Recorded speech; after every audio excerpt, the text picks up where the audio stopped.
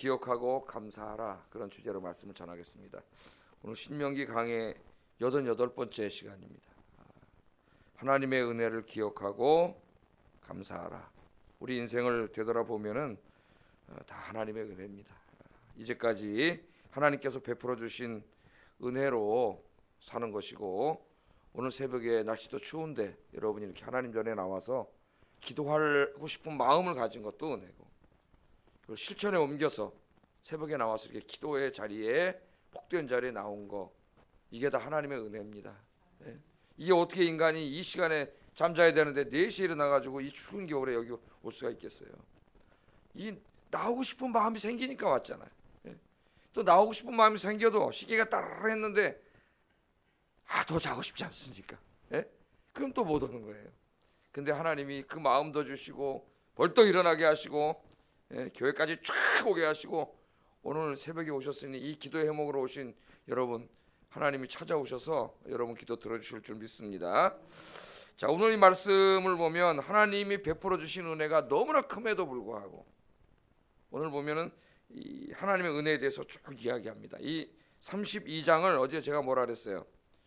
마치 하나님의 법정에서 일어나는 소송, 판사가 이렇게 있고 검사가 있고, 그죠? 죄인이 있고 피고가 있고, 그래서 그 소송하는 형식을 띠고 있다 그랬죠. 근데 그 내용은 이제 교훈적이다 이렇게 말씀을 했는데, 이제 이 검사가 뭘 합니까? 이 죄인의 죄에 대해서 기소를 하고 막 죄에 대해서 이야기하잖아요. 근데 먼저 이제 하나님께서, 지금 이 피고는 누구예요? 하나님의 백성들이에요. 이 하나님의 백성들에게 하나님이 정말 크신 은혜를 베풀어 주셨는데, 그 죄는 뭐냐면은 그 은혜를 배은망덕한 겁니다. 오늘 말씀에 나온 것처럼 배부르게 먹고 기름지고 그러니까 어떻게 돼요? 하나님 떠난 거죠. 은혜를 잊어버린 거예요. 여러분, 배은망덕한 사람 우리가 어떻게 합니까? 사람 취급 안 하죠.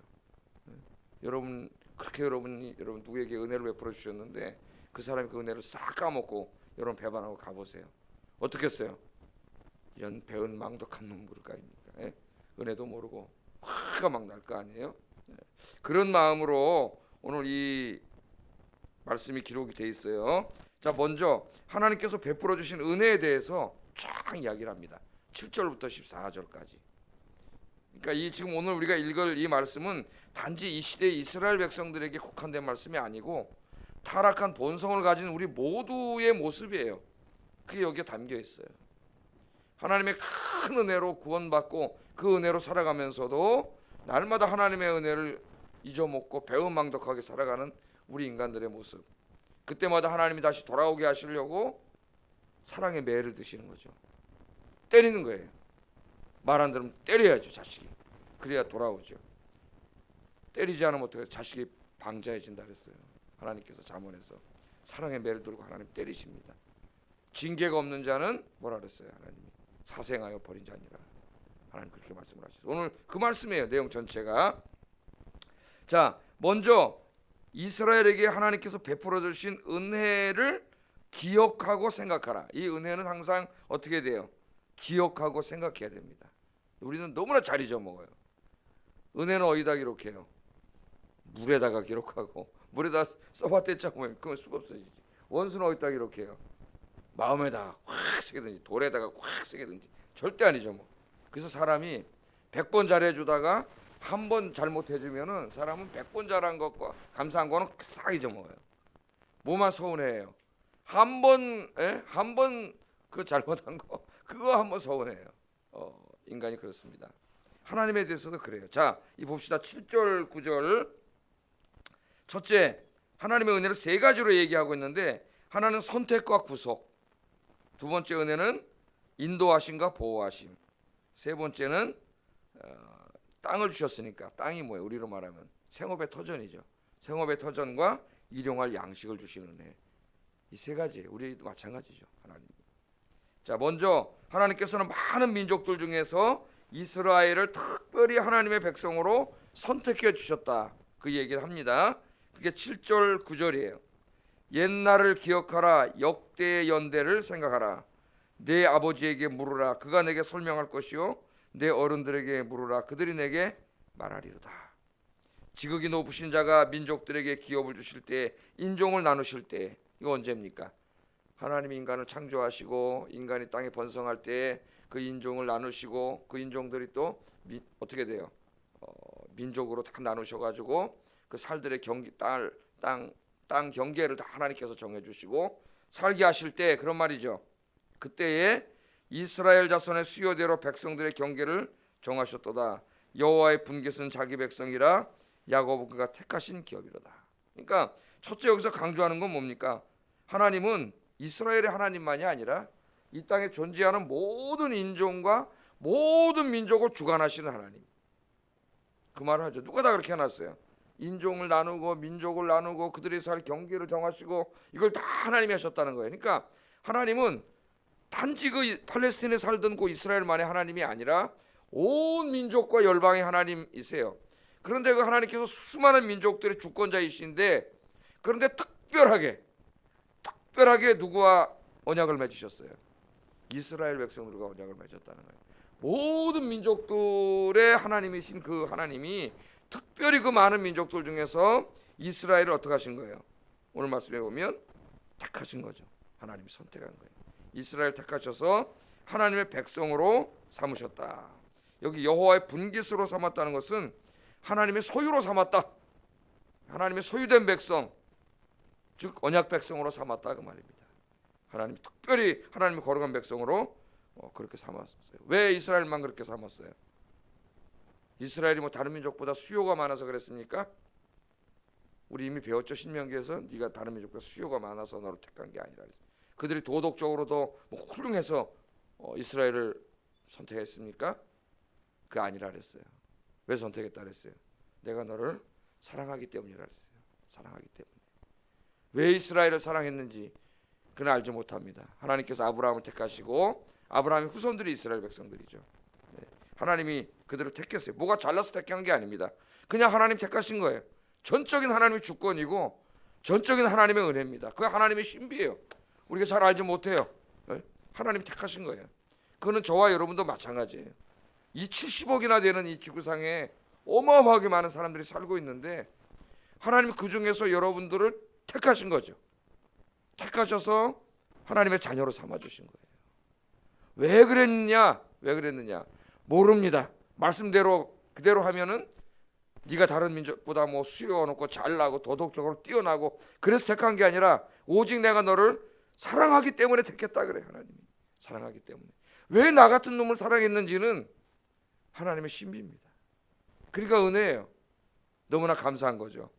그러니까 하나님께서는 많은 사람들 중에 저와 여러분을 택하신 거예요. 우리 인생에 찾아오시고 그거 어떻게 믿어요? 하나님 본 적도 없는데 예수님이 2000년 전에 이 땅에 인간의 몸을 입고 오셔서 십자가에서 죽으셨는데 그분이 3일 만에 다시 부활해서 살아나가지고 승천해서 하나님의 아들이 됐고 지금 하늘 보좌에서 다스리시고 다시 세상을 심판하러 다시 재림하신다고 하는 정말 이거는 도저히 믿을 수 없는 다른 종교는 이런 게 없어요.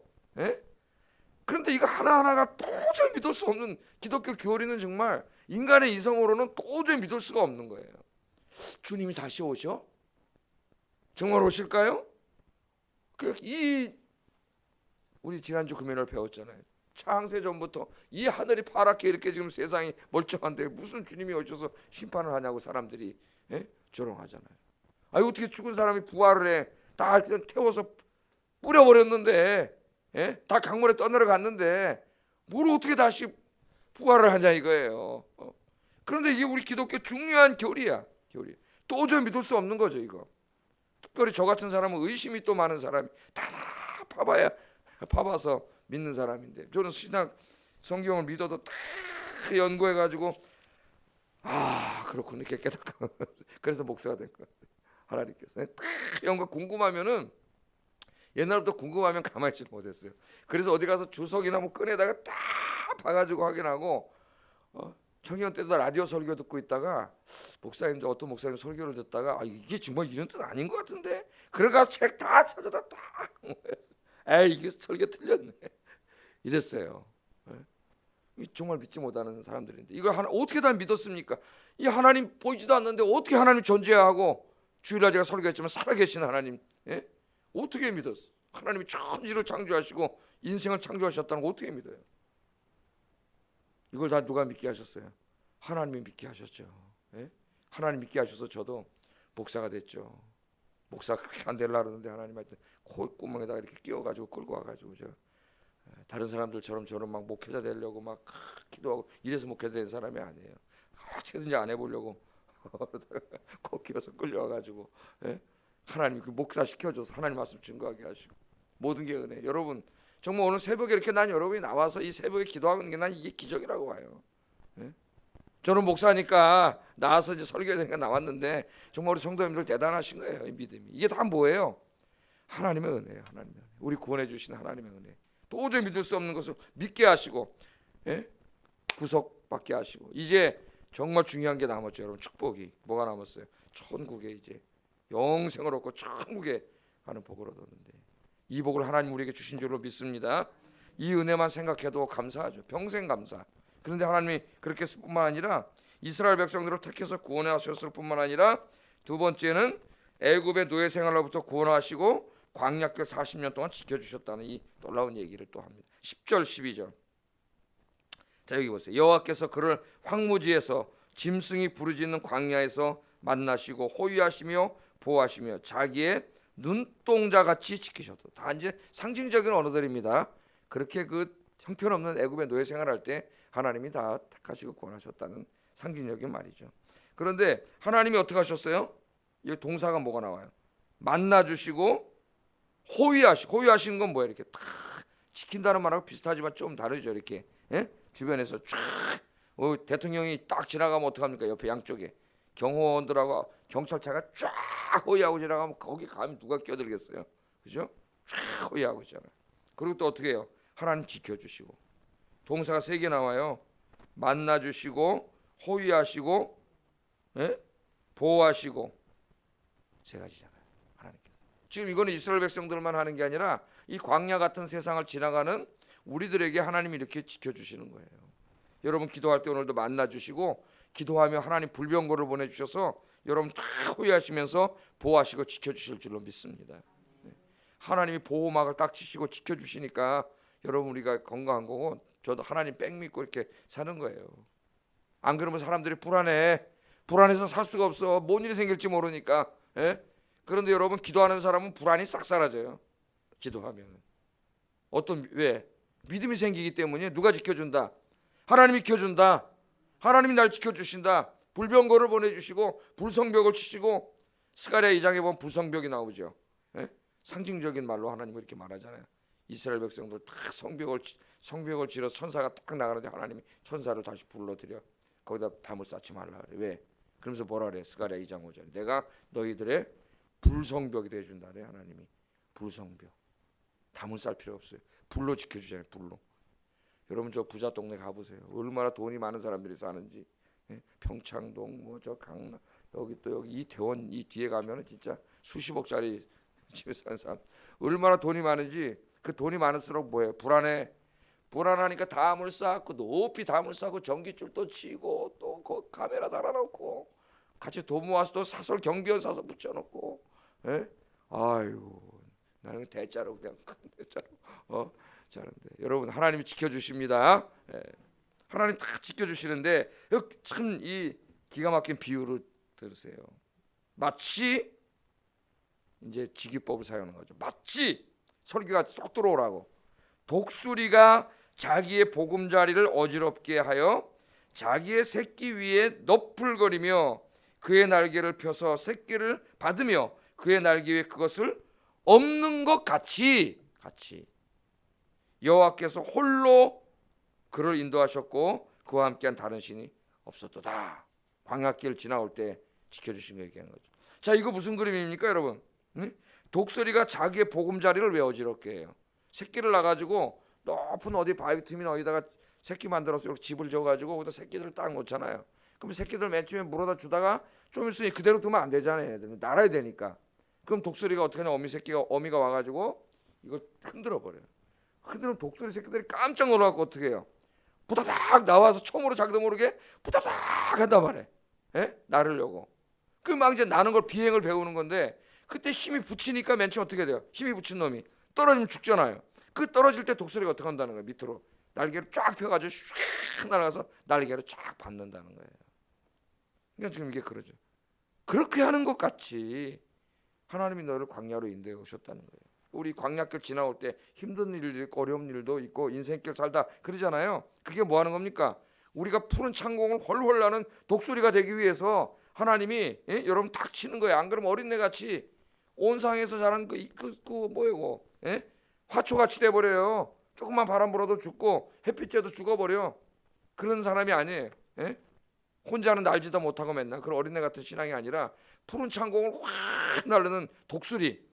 그래서 이사야도 뭐라 그랬어요? 독수리가 날개치며 하늘을 나는 것처럼 하나님이 새 힘을 줘서 독수리가 날개치며 팍 날아가는 것처럼 이 하나님의 백성들 그렇게 날아가야 돼. 이 세상을 힘차게 여러분. 그래서 때로는 우리의 인생을 흔들어 놓을 때가 있어요. 하나님이 훈련시키는 거예요. 그런데 하나님은 훈련시키면서 저기 가 계신 분이 아니라 독수리 어미가 떨어뜨려 놓고 어떻게 옆에 지켜보고 있죠. 하나님 지켜보신다는 거죠. 그래서 우리 힘으로 안 될 때는 하나님 어떻게 날개를 쫙 펴셔가지고 쫙 받아 다시 날개 훈련시키시고. 오늘 재밌는 이 독수리 비유로 하나님께서 설명해 주셨어요. 우리 인생을 그렇게 이끌어 가신다는 거예요. 하나님이 보호하시고 지켜주시고 연단시켜주시고 이게 다 하나님의 은혜인 줄로 믿습니다. 이렇게 큰 은혜를 받고 살아. 또 한 가지 은혜가 뭐냐? 하나님이 땅을 주셔. 생업의 터전, 직업, 여러분 직장 주시고 기름지고 살찐 것들로 먹여주셨다는 거예요. 하나님의 백성들을. 13절 14절 한번 읽어보겠습니다. 시작.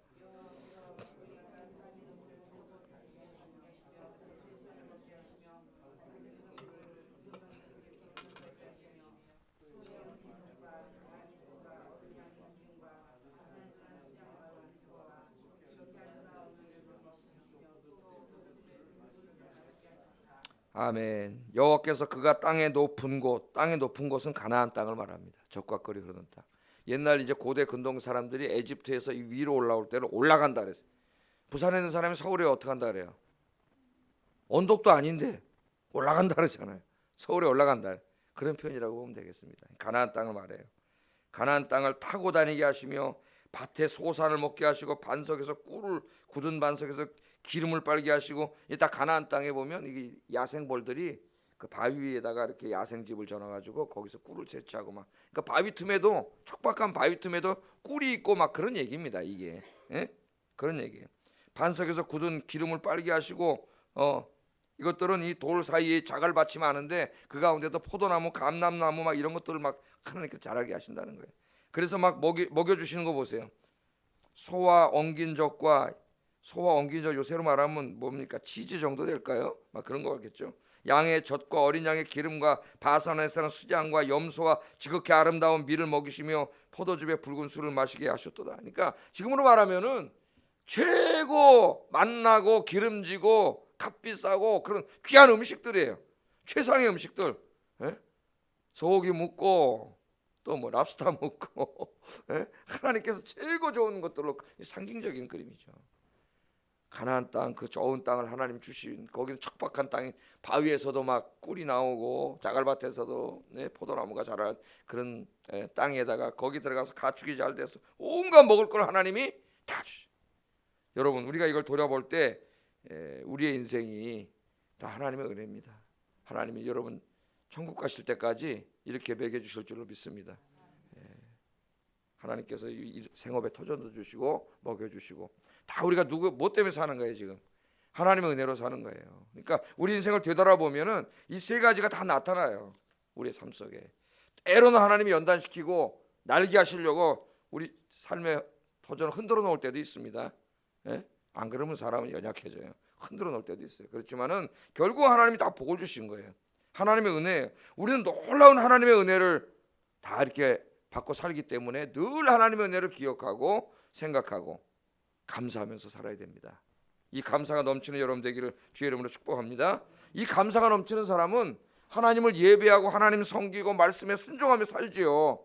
그런데 이스라엘 백성들이 배은망덕하게도 어떻게 했느냐? 15절 18절에 보면은 그런데 여수룬이 기름짐에 발로 차도다. 여수룬은 이스라엘을 명예롭게 부르던 애칭입니다. 애칭. 하나님께서 하나님의 사랑을 받은 자 혹은 의로운 자 그런 뜻이에요. 여수룬. 그러니까 이스라엘을 하나님이 사랑스럽게 부르는 하나의 애칭이라고 보면 되겠어요.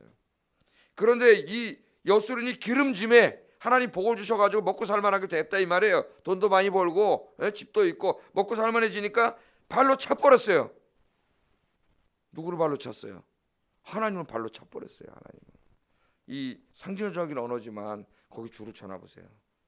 발로 차고, 그 다음에 내가 살찌고 비대하고 윤택함에 자기를 주신 하나님을 버리고, 발로 차고 버리고 동사를 보세요. 아까 하나님은 만나주시고 지켜주시고 호위하시고 이런 은혜를 베풀어 줬는데 여긴 동사 세 개가 반대로 나와요. 발로 차고 버리고 자기를 구원하신 반석이신 하나님을 업신여겼다. 자, 이 동사 세 개를 비교해 보세요. 아까 제가 세 개 동사를. 하나님은 이렇게 큰 은혜를 베풀어 주셨는데 만나주시고 호위하시고 보호하시고, 그러면 우리는 어떻게 해요? 하나님 발로 차고 버리고 업신여기고, 이게 딱 나오잖아요. 하나님이 잘 살게 해주시니까 돈도 많이 주시고 풍족하게 먹고 살게 해주시면 또 하나님 잘 섬겨야 되는데 그거 가지고 돈 많네 그러면서 세상 즐기러 나가서 살고 댕겼다는 거예요. 우리말로 하면 하나님 대신 하나님보다 돈이 더 소중하게 되고, 돈을 주신 하나님께 감사해야 되는데 돈이 더 소중해. 이제는 돈이 하나님이 거꾸로 돼가지고 돈밖에 모르고 돈 가지고 뭐하러 다녀요? 세상 즐기러 다니고 놀러 다니고 먹으러 다니고 식도락 문화하러 다니고, 이래서 예배를 소홀히 하고 기도를 소홀히 하고 말씀을 소홀히 하고, 그 비유가 뭡니까? 하나님을 발로 차버리고 하나님을 버리고 하나님을 없인 여겨버렸다는 거예요. 이게 뭐예요? 배은망덕이지. 하나님 그렇게 하셨는데 어제 뭐라 그랬어요? 하나님이 모세가 설교하면서 그는 네 아버지가 아니냐. 아버지가 아니냐. 너를 지으신 자가 아니냐. 그 은혜를 베풀어 주신 네 아버지를, 너에게 생명을 주신 그분 하나님을 네가 발로 차버렸다는 거예요. 우리가 하나님 떠나서 세상으로 가 세상을 더 사랑하고 돈도 사랑하고 세상에 미쳐 사는 그 행위가 뭐 하는 겁니까? 우리 아버지이신 하나님, 나에게 생명을 주신 하나님, 이 은혜를 베풀어 주신 하나님을 발로 차버리는 거라는 거예요. 발로 차버리고 버린다는 거예요. 그랬더니요, 하나님께서 깨닫게 하시려고 19절 26절에 그러면 하나님이 매를 드십니다. 그대로 가면 지옥 가요. 지옥 가니까 하나님이 그렇게 하실 수가 없어요. 사랑하셨어요. 여러분 자식이 자꾸 잘못된 길로 가면은 부모가 어떻게 해요? 맨 처음에 말로 하겠죠. 말로 하는데 계속 그 일을 하면 어떻게 해요? 때리죠. 몽둥이를 들어요. 채찍을 들어요. 부모가 때립니다. 때리는 게 뭐 화나서 막 손으로 때리는 건 폭력이지만 종아리를 때린다든지 손바닥을 때린다든지 부모가 때리죠. 요새 아이들은 너무 부모 혼을 안 내가지고 버릇이 하나도 없어요. 체벌이 없으면 아이들이 방종하게 된다 그랬어요. 그렇다고 막 아이들 때리라는 얘기가 아니에요. 자, 하나님이 사랑의 매를 드시는데 20절에 보면 첫째 나오는 게 얼굴을 가리우세요. 얼굴을. 이거 다 우리 이미 공부한 겁니다. 얼굴을 가리우시기 때문에 우리가 아무리 기도해도 기도 응답이 없어요. 내가 하나님 떠나서 죄 가운데 있으면서 하나님 복 주세요. 그 아무리 기도해봐야 하나님 응답이 없어요. 얼굴을 가리셔요. 그 다음에 22절에 보면은 생업의 터전이 다 불타버리고 망해버려요. 하나님 복을 주셨을 땐 기름지고 잘 됐어요. 그게 그냥 저절로 잘 된 게 아니라 누가 때문에 잘 된 거예요? 하나님 때문에 잘 된 건데, 그렇게 해서 잘 많이 주니까 그거 갖고 죄지로 댕겨, 세상 즐기러 댕겨. 그러니까 하나님 어떻게 해요? 다 망하게 해버렸어요. 망해야 돌아와. 여러분이 알아야 됩니다. 망해 돌아오기 때문에 망하게 하시는 거예요, 하나님이. 그 다음에 24절에 보면 어떻게 해요? 온갖 질병에 시달리게 하세요.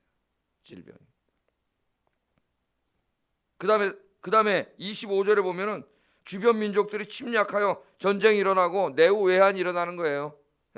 꼭 전쟁이 아니더라도 평화롭던 삶의 평화가 깨져버려. 막 가정의 불화가 일어나고 친한 사람들 관계가 깨지고, 다 이게 뭐 하는 거예요 지금? 내 하나님 떠나면 내 삶이 무너지고 하던 모든 일이 안 되고 삶의 평화가 깨지고 내후 외환이 일어나고 이런 일들이 일어난다는 거예요. 여러분, 우리가 이제 깊이 생각해야 될 게 있어요. 우리 인생에 벌어지는 모든 일과 하나님을 항상 연관시켜서 생각해야 합니다. 그래야 깨달을 수 있습니다. 내 인생에 벌어지는 모든 일들을 하나님과 연관시켜야 돼요. 하나님. 지금 다 나오죠. 하나님과 연관시켜서 생각해야 돼요. 그래야 깨달음이 있어요. 깨달음이. 그래서 오늘 이 시간이 하나님께로 돌아가는 아침이 되기를 주의 이름으로 축복합니다. 기도하겠습니다. 우리의 인생은 지금 우리가 공부한 것처럼 모두가 하나님의 은혜입니다. 하나님의 은혜. 하나님의 은혜를 기억하며 늘 감사하고 하나님을 예배하고 찬송하고. 감사한 사람은 뭐예요? 하나님 예배하고 찬송하죠. 그리고 하나님 말씀에 순종하여 살게 하소서. 첫 번째, 그래야 계속 여러분 복을 받아요. 이 첫 번째 제일 중요한 거예요.